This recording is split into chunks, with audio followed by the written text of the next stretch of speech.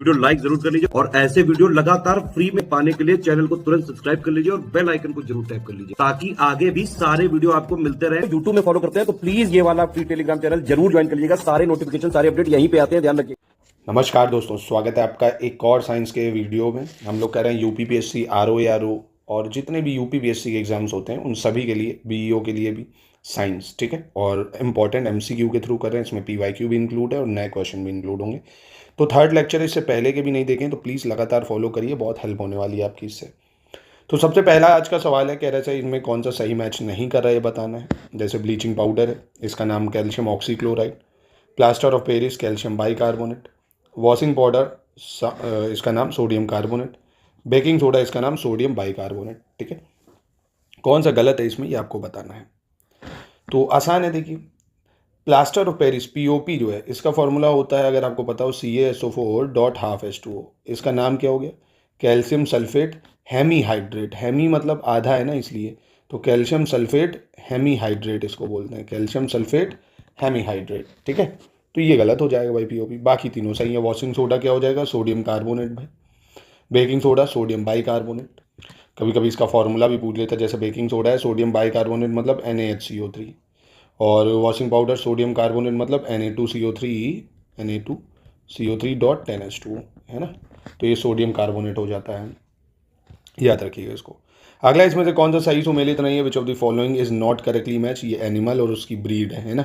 तो ये भी सवाल आरओ यारों में स्पेशली बहुत पूछे जाते हैं, एनिमल और उसकी ब्रीड, चाहे काऊ की हो, बफेलो की हो। तो जैसे गाय, बकरी, भैंस, भेड़, और ये उसकी नस्ल है, ठीक है। कौन सही मैच नहीं कर रहा है? तो यहाँ पे आप देखेंगे, जैसे काऊ है वो देवनी ब्रीड है, ठीक है। गोट बर्बरी है, ठीक है। और बफेलो ये आपकी भदवारी, ठीक है। गिर जो है ना, ये गाय की नस्ल है ना। ये किसकी नस्ल है? गाय की है। बहुत ऊंची ऊंची गाय हैं, गुजरात में पाई जाती हैं, दूध काफ़ी देती हैं। गिर क्या है? ये गाय हो जाएंगी, कैटल्स हैं, ठीक है। कैटल ब्रीड है एक तरह से। अगला, निम्नलिखित में से कौन सा जैव डीजल पौधा है भाई? Which of the following is a biodiesel plant. तो बहुत ही फेमस है एक बायोडीजल प्लांट, इसमें से आपको नाम भी पता होगा, उसको बोलते हैं जेट्रोफा। ये बायोडीजल प्लांट है। कौन? जेट्रोफा, ठीक है। जेट्रोफा हो जाएगा। इसके बाद कह रहा है इसमें से मैचिंग करनी है आपको। जैसे बीरबल साहनी है, केसी मेहता है, पी महेश्वरी है, MS स्वामीनाथन है, ठीक है। किसका कार्यक्षेत्र क्या रहा है, ठीक है। और दोस्तों देखिए, यूपीपीसीएस की अगर आप शुरुआत से सिलेक्शन तक की तैयारी करना चाहते हैं घर बैठे, तो आप स्टडी फॉर सिविल सर्विसेज के पेड ग्रुप को ज्वाइन कर सकते हैं। देखिए, कोचिंग ज्वाइन करने का मतलब या नहीं ज्वाइन करने का मतलब सिलेक्शन की गारंटी नहीं होती। अगर जितना हम देंगे उतना आपको पढ़ना भी पड़ेगा। ये नहीं कि भाई कोचिंग तो सभी लोग ले रहे हैं, दुनिया में सब लोग ले रहे हैं, क्या सबका सिलेक्शन हो रहा? नहीं, आपको पढ़ना पड़ेगा भाई। ये नहीं नोट्स एक कोने में पढ़े हैं भाई, आपको पढ़ना है, प्रैक्टिस करनी है, आंसर लिखने हैं, लगातार रिवीजन करना होगा, तब बात बनेगी। सिर्फ सोचो कोचिंग ज्वाइन कर लें, उससे काम नहीं चलेगा। आपको अपने कमरे को, मतलब एक छोटे सा कमरा हो या बड़ा कमरा हो, आपको उसी में अपने जीवन को कम से कम 6 से 8 महीने खपाना होगा। दुनियादारी से दूर होकर सिर्फ और सिर्फ खुद पे इन्वेस्टमेंट आपको करनी होगी, तब जाके सिलेक्शन होता है। बहुत संघर्ष करना पड़ता है, ऐसे नहीं मिलती कोई चीज़, ठीक है। तो पढ़ाई करिए, प्रैक्टिस करिए। पूरा 2025-26 की प्री मेंस की तैयारी, अब प्री की तो हो ही गई है, मेंस का ग्रुप ज्वाइन कर सकते हैं।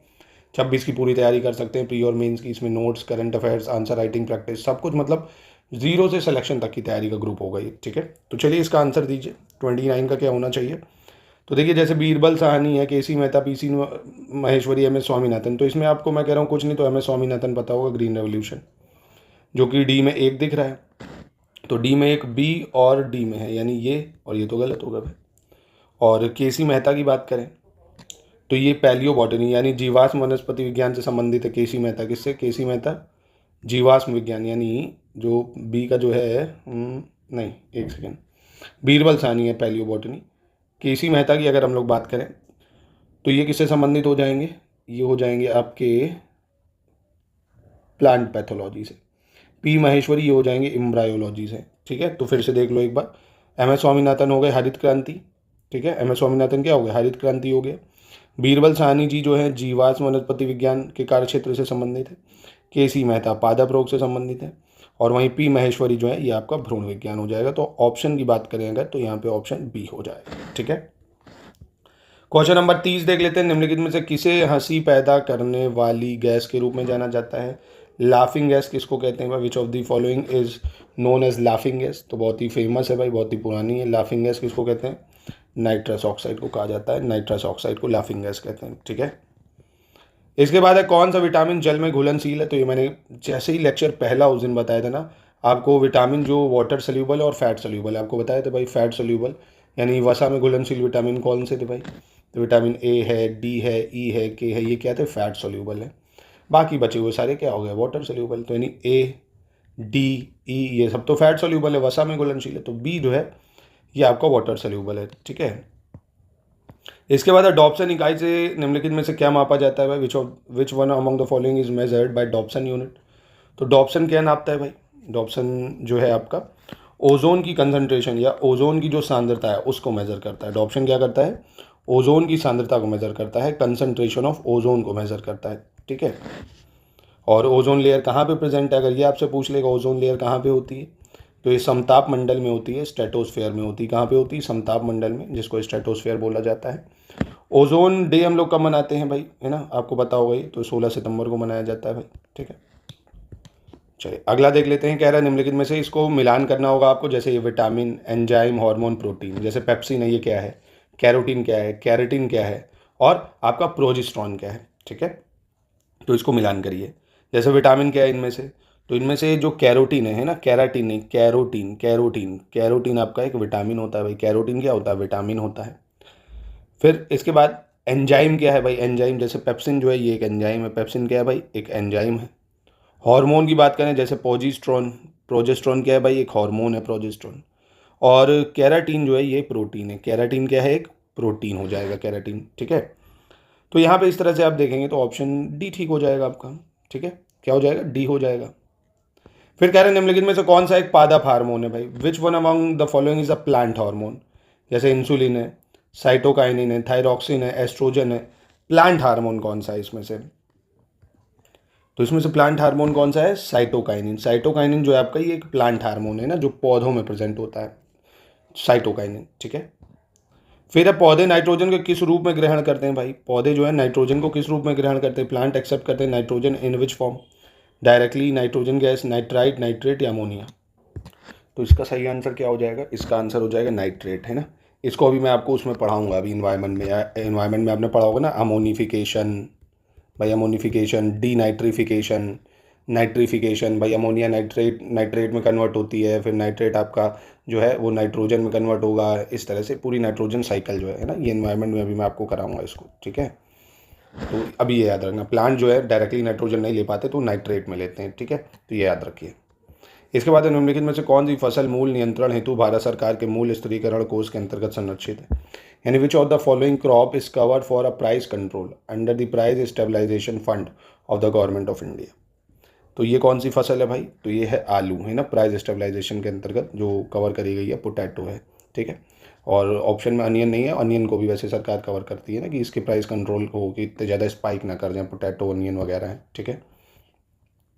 पॉलीथीन बनाने में निम्नलिखित में से किस गैस का उपयोग करते हैं हम लोग, पॉलीथीन अगर बनानी है तो किस गैस का इस्तेमाल करा जाता है पॉलीथीन बनाने में, तो पॉलीथीन बनाने में एथिलीन का इस्तेमाल करते हैं। किसका इस्तेमाल करते हैं पॉलीथीन बनाने में, एथिलीन का इस्तेमाल करा जाता है, ठीक है। फिर निम्नलिखित में से किस सिद्धांत पर रॉकेट काम करता है भाई, rocket work on which of the following principal.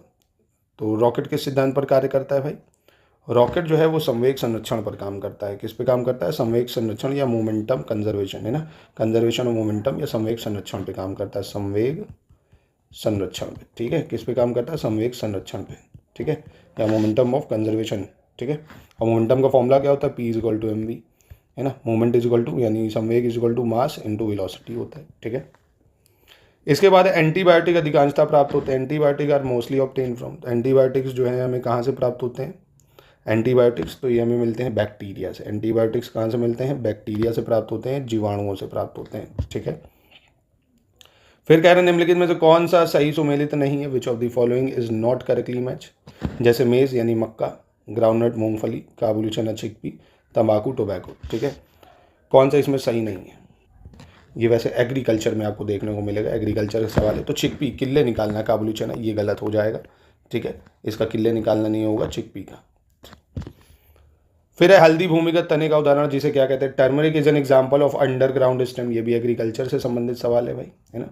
देखिए साइंस में आपको एग्रीकल्चर और थोड़े से इन्वायरमेंट के जो कॉन्सेप्ट है वो भी घुसे हुए मिलेंगे, है ना, ओवरलैपिंग है, तो उसको हम लोग अलग से कर लेंगे एग्रीकल्चर के टॉपिक में। और इन्वायरमेंट के टॉपिक में डिटेल में। तो अभी आप इतना बताओ, हल्दी भूमि का तने का उदाहरण जिसे आप क्या कहते हो भाई?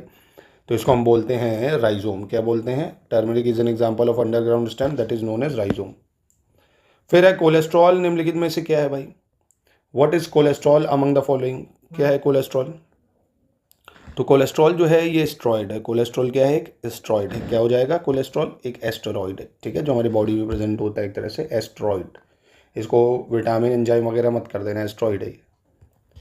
इसके बाद कह रहा है निम्नलिखित में से कौन सा प्रथम सफल क्लोन जानवर है भाई दुनिया में? ये आप सभी को पता होगा, पहला क्लोन एनिमल जिसको क्लोनिंग से बनाया गया था, है ना, क्लोन के द्वारा बनाया गया था। इंसानों की क्लोनिंग देखो बैन है, नहीं तो हर इंसान भाई कोई मरे ना उसकी क्लोन करके दूसरा जनरेट कर ले।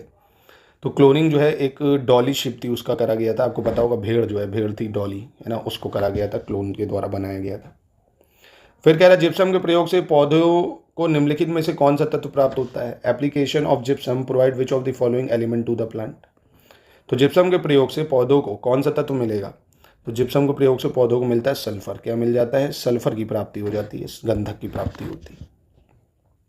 चलो इसको मिलान करना है, ये बहुत पूछा जाता है, yellow white blue green revolution, ये किससे संबंधित है? ठीक है, जैसे ग्रीन रेवोल्यूशन है आप सभी को पता होगा, फूड ग्रेन प्रोडक्शन भाई, खाने जो खाद्य उत्पाद थे उससे थे। वाइट रेवोल्यूशन ये मिल्क प्रोडक्शन से संबंधित था। येलो जो है आपका ये ऑयल सीड से संबंधित था, और ब्लू जो है वो फिश प्रोडक्शन से संबंधित है। ठीक है, तो जो इसका आंसर हो जाएगा वो ऑप्शन बी हो जाएगा। इसके बाद कह रहे हैं निम्नलिखित में से कौन सा एक मृदा निर्माण का निष्क्रिय कारक नहीं है? Which one of the following is not a passive factor of soil formation? तो कौन नहीं है भाई इसमें से मृदा निर्माण का निष्क्रिय कारक? जैसे क्लाइमेट है, टोपोग्राफी है, पेरेंट मटेरियल है, समय है। तो निष्क्रिय कारक कौन सा नहीं हो जाएगा? तो ये आपका देखिए क्लाइमेट, जलवायु, ये जो है एक निष्क्रिय कारक नहीं है। स्थल स्वरूप भाई, टोपोग्राफी मतलब क्या है कि ऊंचा है, नीचा है, खुरदड़ा है, प्लेन है, कैसा एरिया है, उस पर डिपेंड करेगा सॉइल फॉर्मेशन कैसा होगा। पैतृक पदार्थ कैसा है, इग्नियस रॉक है, मेटामॉर्फिक रॉक है, सेडिमेंट्री रॉक है, किस टाइप का पत्थर है वो, और थ्रू आउट द टाइम समय के साथ साथ वो डिसइंटीग्रेट हो गए, है ना। तो क्लाइमेट का कोई असर नहीं पड़ेगा उस पर। कौन सी एक गैस प्रकाश संश्लेषण में उत्पन्न होती है? Which one of the following gases is produce during photosynthesis? तो फोटोसिंथेसिस या प्रकाश संश्लेषण में कौन सी गैस उत्पन्न होती है? तो ये होती है ऑक्सीजन। कौन सी? फोटोसिंथेसिस के दौरान क्या होता है? ऑक्सीजन प्रोड्यूस होती है ना। तभी तो हम कहते हैं पेड़ पौधे लगाओ। पेड़ पौधे जितने ज़्यादा आप लगाओगे तो वो कार्बन डाइऑक्साइड को एब्जॉर्ब करेंगे और CO2 को रिलीज करेंगे भाई, तो एटमॉस्फेयर में हमारे ऑक्सीजन की प्रेजेंस बढ़ेगी, है ना।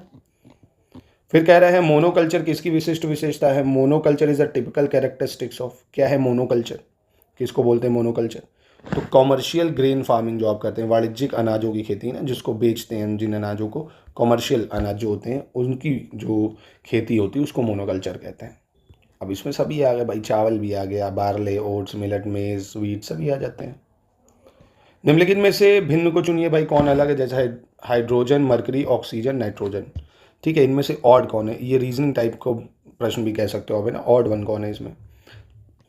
देखो ये सारी गैसें, मरकरी जो है आपको पता होगा लिक्विड फॉर्म में होती है ना, पारे में यूज़ होती है ना मरकरी, मेटल है पर ये लिक्विड फॉर्म में है, तो ये थोड़ी अलग है, बाकी ये तीनों ही गैसेज है। चलिए अंतिम प्रश्न आज का देख लेते हैं। खाद्य श्रृंखला में जैविक आवर्धन का कारण क्या है? बायोलॉजिकल मैग्नीफिकेशन जो होता है इन फूड चेन, ये किसकी वजह से होता है? पेस्टिसाइड, फर्टिलाइजर, फ्लोरोकार्बन या सल्फर डाइऑक्साइड? देखो बायोलॉजिकल मैग्नीफिकेशन क्या है, पहले इसको समझ लो। जैसे ये तालाब है, ठीक है, इसमें क्या करा आपने? पॉलीथीन वगैरह कोई भी पॉल्यूटेंट डाला। अब उस पॉल्यूटेंट को खाया छोटे छोटे जीवाणुओं ने, ठीक है। अब उन जीवाणुओं को खाया छोटी मछली ने, वो छोटी मछली को खाया बड़ी मछली ने, फिर बड़ी मछली को खा लिया आपने। तो ये जो पॉल्यूटेंट का लेवल है ना, ये जैसे जैसे एक से दूसरे में जाएगा वो बढ़ता जाता है, मैग्नीफाई होता जाता है, बढ़ता जाता है पॉल्यूटेंट लेवल। इसी को बायोलॉजिकल मैग्नीफिकेशन बोल देते हैं ना। तो ये किसकी वजह से होता है? जितने भी आप क्या मिलाते हो, जितनी भी पेस्टिसाइड्स मिलेंगे जल में, उतना ही ज़्यादा बायोलॉजिकल मैग्नीफिकेशन होगा। इसीलिए तो बोलते हैं भाई पेस्टिसाइड खेती वगैरह में ज़्यादा ना यूज़ करो भाई। खेती से क्या है, वो जल रन ऑफ होके जो है तालाबों में पहुँचेगा, तालाब से फिर वही कीट कीटाणु मछलियों में जाएगा, फिर इंसानों में जाएगा, तो वो बढ़ता चला जाता है, कैंसर कॉजेज चीज़ें भी आ जाती है उसमें, है ना। तो इसको बोलते हैं बायोलॉजिकल मैग्नीफिकेशन। ये भी इन्वायरमेंट का ही टर्म था वैसे। तो ये आज का शानदार लेक्चर था, प्लीज़ इसको लगातार फॉलो करिए। अब आपके 50 सवाल हो गए। आज आप एक काम कर लीजिए, 3 लेक्चर में मैंने दिए जो आपके पूरे 50 सवालों का रिवीजन कर लीजिएगा, है ना। साइंस की गारंटी मैं लेके कह रहा हूँ, आप जिस हिसाब से, बस आपको पढ़ना होगा, गारंटी में तब ले पाऊंगा ना अगर आप पढ़ेंगे, है ना। अब ऐसा ही नहीं मैं पढ़ा रहा हूँ, सवाल इसी से मिलेगा और आप पढ़ें ना। रिवीजन करना पड़ेगा। सिर्फ खाना पूर्ति रीलबाजी करने से समय नहीं बीतेगा, एग्ज़ाम नहीं निकलेगा। थोड़ा सा सीरियस अपने करियर के लिए आपको होना पड़ेगा, ठीक है। बाकी हमारे पेड ग्रुप से जुड़िए, नंबर पे कांटेक्ट करके टारगेट वाइज पूरी तैयारी आपको कराएंगे। कितना पढ़ना है, कैसे पढ़ना है, सब कुछ एक ही जगह आपको